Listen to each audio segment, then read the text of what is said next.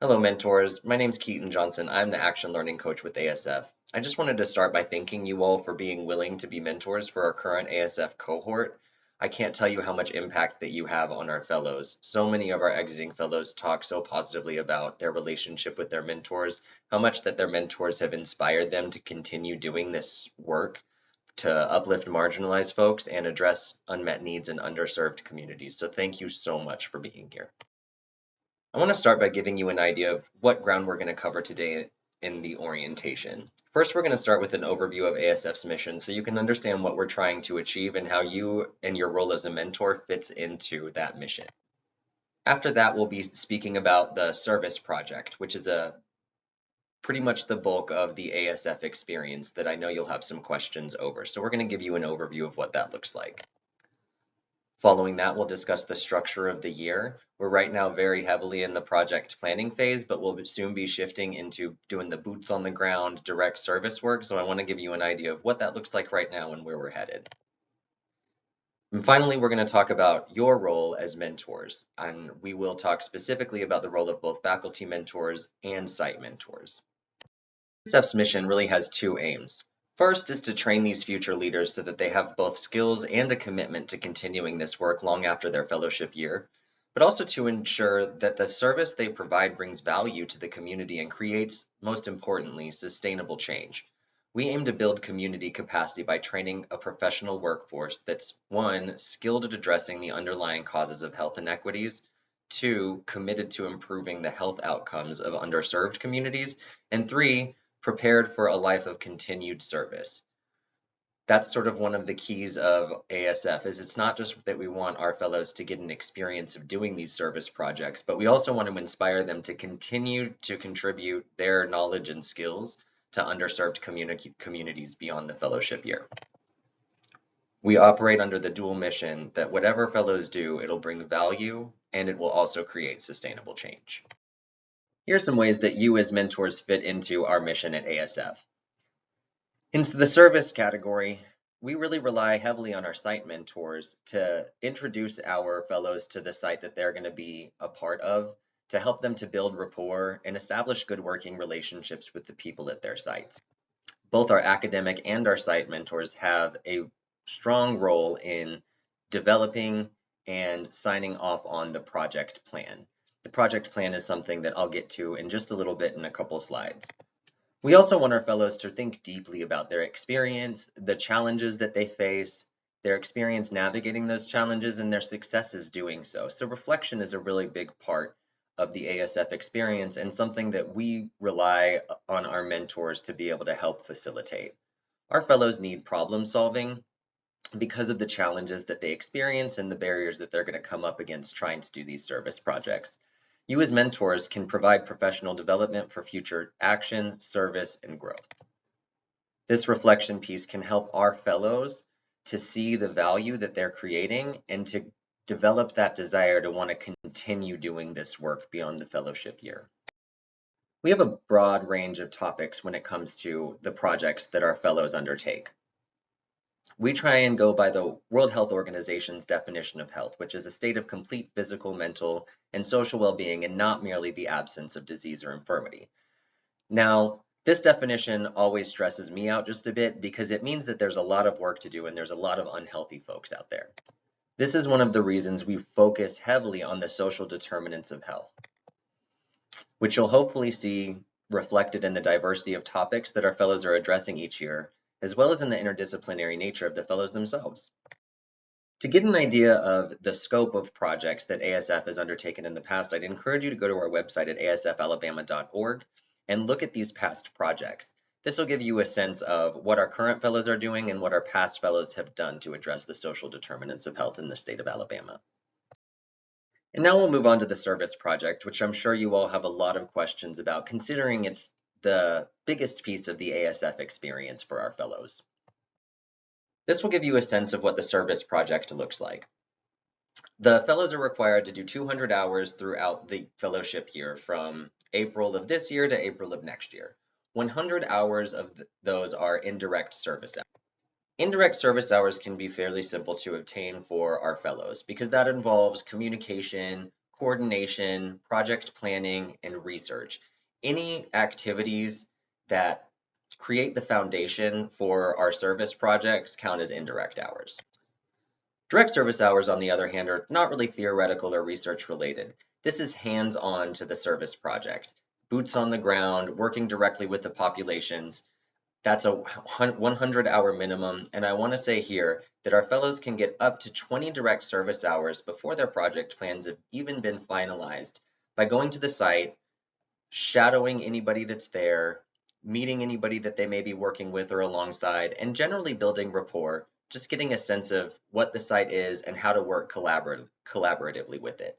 This is a great opportunity for our fellows to earn service hours before the project plan has been finalized and really make the implementation of the project a lot more smooth for themselves and for the site itself. So I really encourage you to encourage your fellow to take up the opportunity to get those 20 direct service hours as quickly as possible. Another thing I want to say about the hours themselves is that you really don't have to worry about keeping track of the hours and how long the fellows are there in any regard. We'll be keeping track of this on our end, and if there's any concerns that we see as we go about the fellowship year that our fellows might be falling behind in hours, then we'll get with you and the fellow to work out a plan to make sure that they're set up for success. And when it comes to your own specific time commitment, for academic mentors, you may find that your fellows come to you in spurts, with the neediest time being really right now when they're working on their project plan. After that, we instruct them to check in with you at least once a month to keep you advised of the project progress and to seek your input. You all are welcome to have a meeting schedule that works for you and your busy schedules. If you advise the student to pursue IRB to turn this into a research project, then you'll obviously have some additional responsibility. This isn't something that ASF expects, but if it's something that you feel will be beneficial for their project, then absolutely, we are happy to help however we can.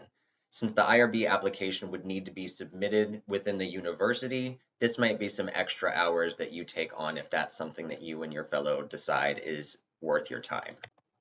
We'll also have monthly reports starting in the month of July. We do greatly appreciate when mentors interject in the monthly reports. Within the document our fellows send, they're going to be asked to explain if they're on track. If not, what challenges they're encountering and what they're doing to get back on track, among other things. You may have some key advice to lend them. Sometimes you may not. If they're doing great, you might just have encouragement. So really thank you in advance for taking a look at those monthly reports each month.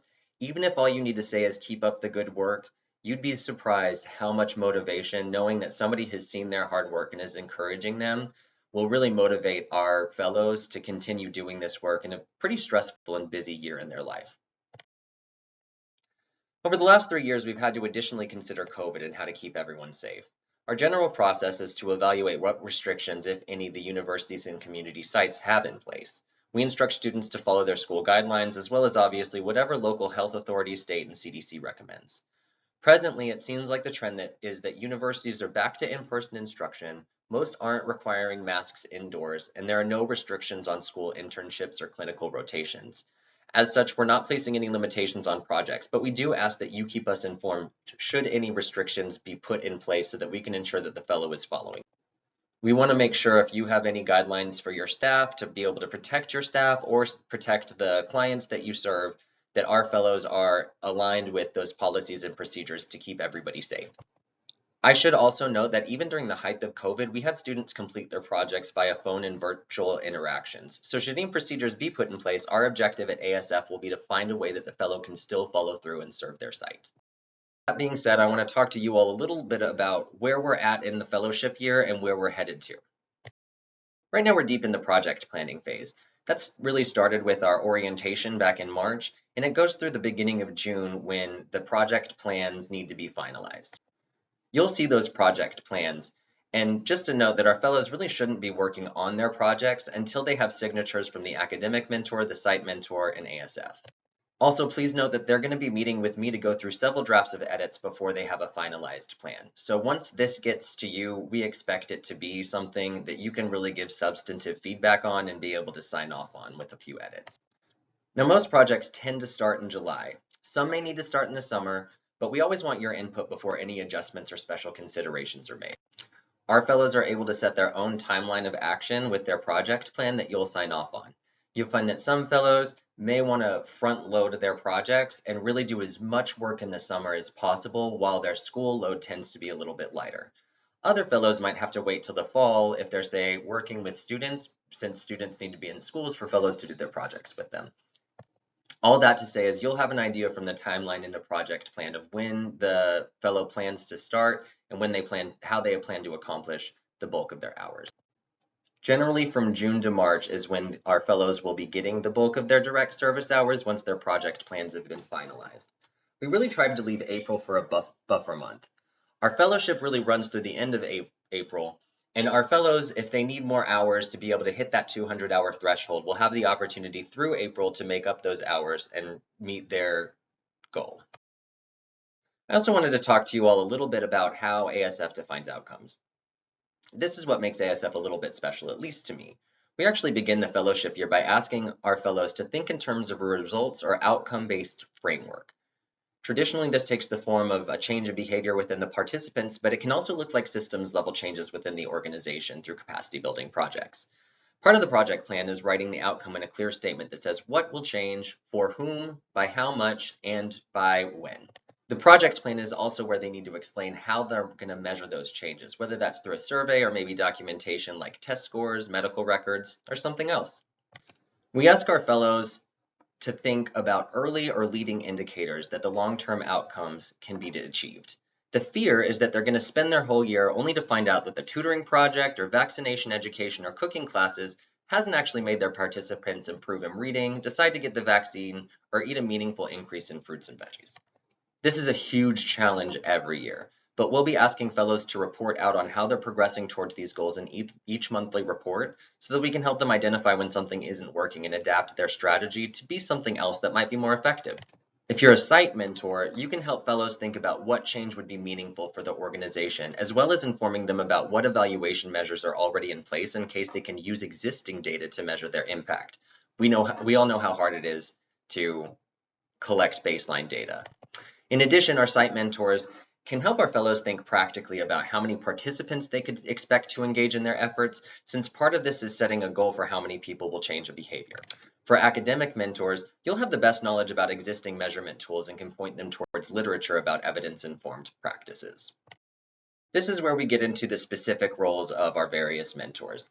As I mentioned with our academic mentors, one thing that you can help and help a lot with is right now during the project planning phase. That can take the form of finding literature and data sources to help with benchmarking for project goals. It can also be guiding our fellows towards evidence-informed strategies, curriculums, toolkits, or protocols to incorporate into the project's implementation strategy. We'd also ask to advise on evaluation methodology by suggesting existing tools in order to ensure that the fellows have a measurable outcome. We want to make sure that what our fellows are using to measure and implement their projects are evidence-based. So we really rely on our academic mentors to help them locate what's going to be the most effective intervention strategy and implementation strategy for their project. Our site mentors, we really rely on them to get our fellows up to speed and be able to work collaboratively with the site quickly. That can look like orienting the fellow to the organization. That includes its personnel, policies, physical facilities, clientele, and the surrounding geographic area. We'd really appreciate if you could facilitate introductions between the fellow and the agency staff and stakeholders, as well as communicate any safety issues to the fellow or guidelines and policies that they're going to be expected to follow. As far as the project plan goes, we really want our site mentors to help our fellows ground their project plan in reality. What's going to work and what makes sense from an implementation perspective. This can include setting realistic outcomes given time and limited resources. These are one-year projects, so being realistic about what can be accomplished in that time frame. Best strategies for the recruitment of participants, because we all know that can take some time and a little bit of extra effort. Also, aligning what the fellow wants to do with the aims of the mission and vision of your site. And like I said a few slides back, really giving access to our fellows to existing organizational data sources or advising them on what new evaluation metrics would be most valuable to the organization. Our fellows nominate outstanding mentors each year, and Dr. Julie Prescott, our outstanding faculty mentor of 2020, has given some advice for current mentors that I want to share with you a bit. Dr. Prescott says to be sure you have the time to support your mentee before you agree to do it. These projects can be complex and with most things don't always go the way the student plans them. You need to be available for meetings and support, often with a pretty quick turnaround, so make sure you aren't so full with other responsibilities that you can't be available for our mentees. Also, given what was said above about things not always going as planned, be prepared to help guide your mentee in being flexible problem solvers who can pivot in response to circumstances that may be out of his or her control. We know that this is probably going to happen because it happens with the bulk of projects. Part of learning leadership is to be responsive and adaptable. That comes easier to some than others, so being ready to help students get there is essential. Even better is giving the mentee opportunities to see you do this in your own work. That's a nice chance to set an example, and we all know how powerful role modeling can be. Dr. Prescott also says to make sure that the student project is in your wheelhouse of expertise and experience before you agree to be a mentor.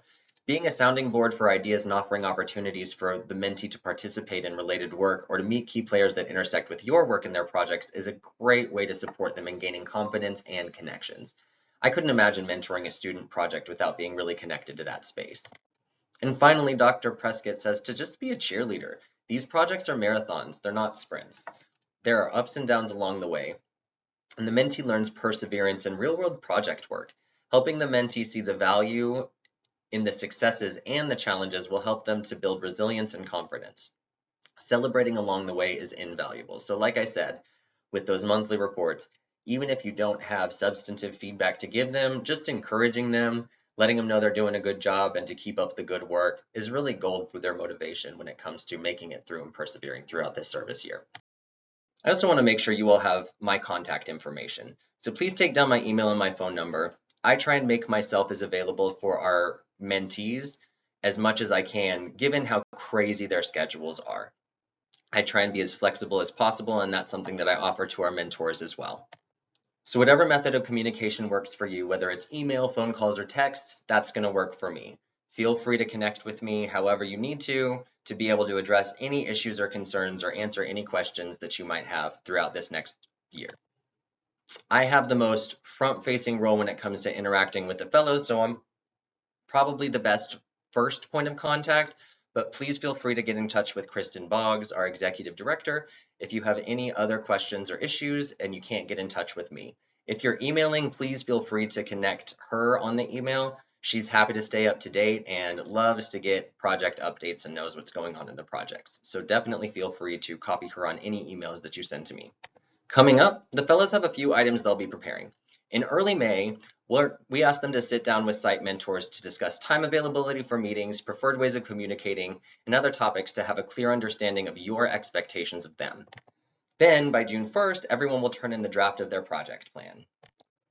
I'll be meeting with each project one-on-one. You are invited to attend any of those meetings. And if that's something that you all want to be a part of and you and your mentee decide would be a great opportunity, then feel free to figure out what time works for you all, and I'll see if I can make those times work for me. Ultimately, we want to make sure that everyone has contributed to and agreed upon this project plan before we can begin the work.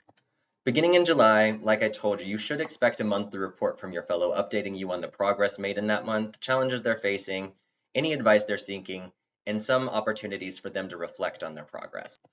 Around September or October, I'm going to reach out to generally check in and see what areas for improvement you've identified that I can help coach the fellow to work on.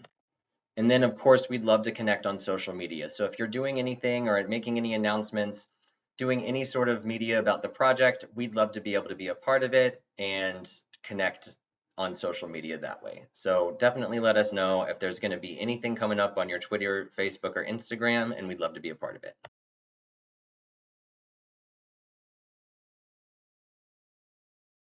And once again, I thank each and every one of you for being a part of these fellows projects and this service year. I am incredibly grateful, and if there's any way that I can be a support to you, please don't hesitate to reach out to me and let me know.